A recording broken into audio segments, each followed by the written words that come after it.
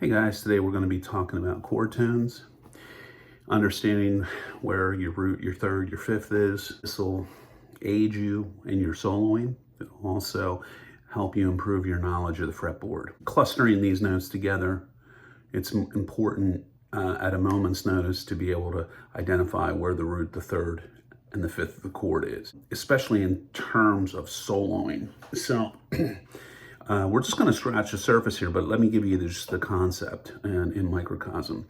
If we take the second string and we find D here, there's a D. If I play on the adjacent string, if I play the first finger there, that's an interval of a third. So D to F sharp is the third, D to F sharp, the third, to fifth is A.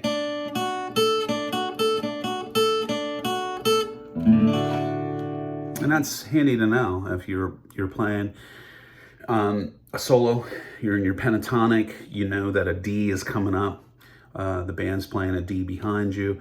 Obviously, those are going to be sweet spot notes. And in addition to that, it's going to get you a stronger grasp on the notes on the fretboard.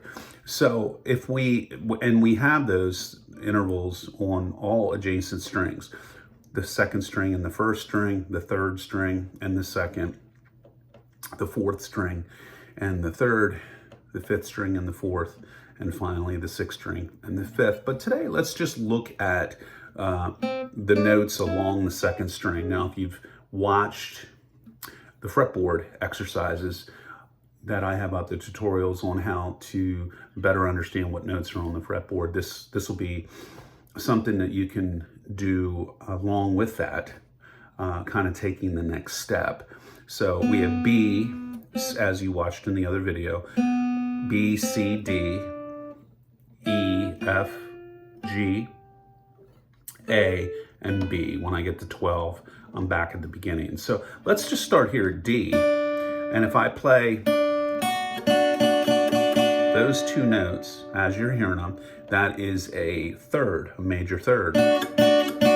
If I play this note here, that's a perfect fifth. So those are my notes in my D chord. Now let's say I want to play my D minor chord. Well, I flat the third.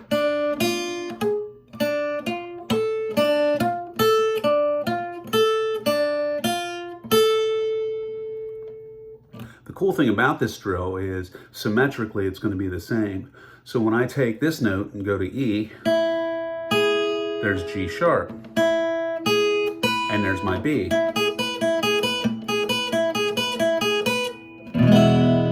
So D back here, E, and go to here, this will be F, G, A, B,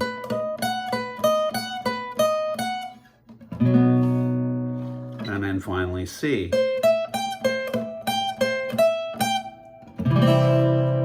So that's a good way to go through the exercise. Getting comfortable with those intervals, major third, perfect fifth. So that's how I go through it. Start with a D note, go to the E, play your chord, go to F, G, A, B,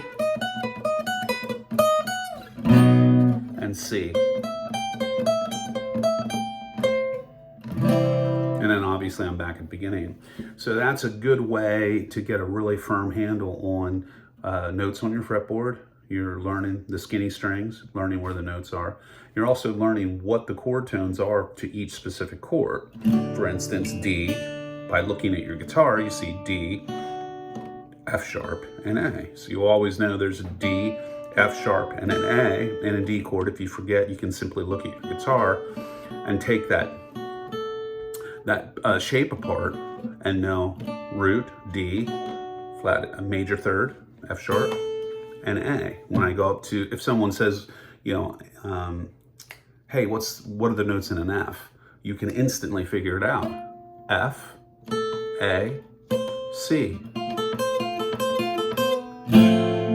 So that's a good way to go about doing it. Now remember, to make the modification from a D major to a D minor, you simply have to go D, F, A. Now, instead of this F sharp major third, I'm going back here. D, F, A. Then play your D minor chord.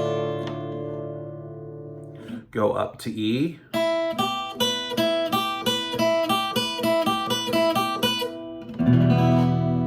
Go to F. Play your F minor. Go to G minor.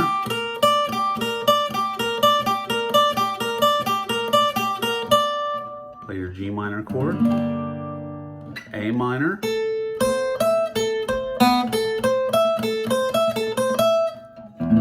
Play your A minor. Go to B.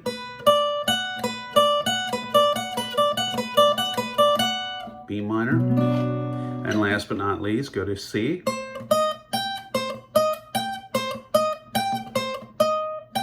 C minor. So again, that's only 2 strings, but you got to start somewhere. You have to walk before you run. So again, 3 things we're accomplishing. The first thing, we're getting a better handle on our notes on our fretboard. The second thing we're getting is we're being able to spell out all our major and minor chords, arpeggios, root, third, and fifth, and we're going to be able to play them at an instant. If we're jamming, we're soloing, hey, okay, the E chord's coming up. I know these guys are going to be playing E. Then you can get to that little triad there for some great note selection. And the third thing it's going to do for you is help you identify each chord's root, third, and fifth. Because if you forget what it is, you can simply go, hey, well, what were the notes in a G chord again? Well, here's G. B is the third, and D is the fifth. So what we're doing is we're getting multiple benefit out of going through a drill like this for 15 minutes because we're accomplishing a number of different things. And more bang for your buck when you have the thing in your hand is what you want to do. So thanks for hanging out. We'll do more of these. Get those down. Tell me what you think. Subscribe if it strikes you. www.theguitar-shop.com. Keep on picking, and I'll see you in the next video.